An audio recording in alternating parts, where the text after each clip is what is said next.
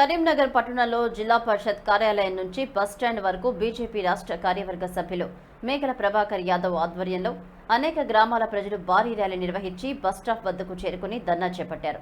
ఈ సందర్భంగా బీజేపీ రాష్ట్ర కార్యవర్గ సభ్యులు మేకల ప్రభాకర్ యాదవ్ మాట్లాడారు. అనేక గ్రామాలకు ఆర్టీసీ బస్సులు సౌకర్యం లేక అనేక మంది ప్రజలు, రైతులు, విద్యార్థులు తీవ్ర ఇబ్బందులు ఎదుర్కొంటున్నారని వారు ప్రజలు ఆర్టీసీ ఉన్నతాధికారుల ముందు ఏకరువు పెట్టారు. దీంతో పోలీసులు జోక్యం చేసుకుని ధర్నా చేస్తున్న ఆందోళనకారులతో వాగ్వాదానికి దిగారు. దీంతో ఆందోళనకారులు పోలీసులతో వాగ్వాదానికి దిగడంతో పరిస్థితి ఉద్రిక్తకరంగా మారింది. ఆర్ఎంఓ వచ్చే వరకు పోయేది లేదు అంటూ భీష్మించు కూర్చున్నారు.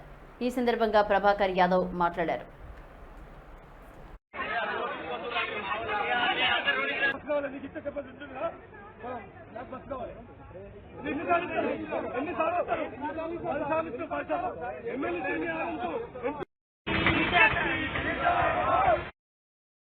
ఒక గుర్తుకై ఈ రాక్షస ప్రభుత్వం మీద, ఈ దున్నపోతు మీద నీళ్లు వస్తే ఏ రకంగా ఉంటుందో ఈ కాంగ్రెస్ ప్రభుత్వం మీద ఆ రకంగా ఉంది. మరి యొక్క కాంగ్రెస్ ప్రభుత్వం అసమర్థత ఎమ్మెల్యే, స్థానిక స్వతంత్ర శాసనసభ్యులు గారు వారు ప్రజలకు ఇచ్చిన మాటను విస్మరించారు. ప్రజలకు ఏదైతే మాట బస్ సౌకర్యం కల్పిస్తామని చెప్పేసి మోతరా వెంకటేశ్వర గుడి ముందు ప్రమాణం చేసిండు, గోడవపల్లిలో ప్రమాణం చేసిండు, కొట్టపల్లిలో అన్నంటమ్మ ముందు ప్రమాణం చేసిండు. కానీ ప్రమాణాలు కాంగ్రెస్ కు లెక్కలేదని చెప్పి ఈరోజు తేల్చేసిండు. ఏంటి అంటే ఈ ప్రాంత వాసులకు గత కొద్ది రోజులుగా బస్ సౌకర్యం లేదు.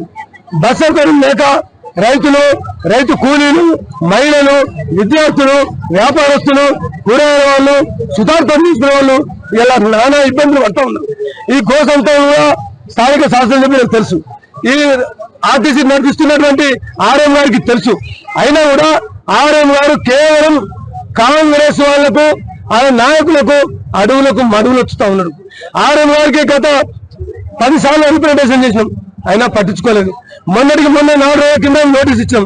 ఇవాళ ఈ ప్రజల అవసరాలు ఆయనకు పట్టనట్టుగా, ఇవాళ ధనమే ఆయన సంపాదనగా ఇవాళ ఉద్యోగంతో బస్ చెక్కింకేంది ఒక ఆర్ఎం గారు.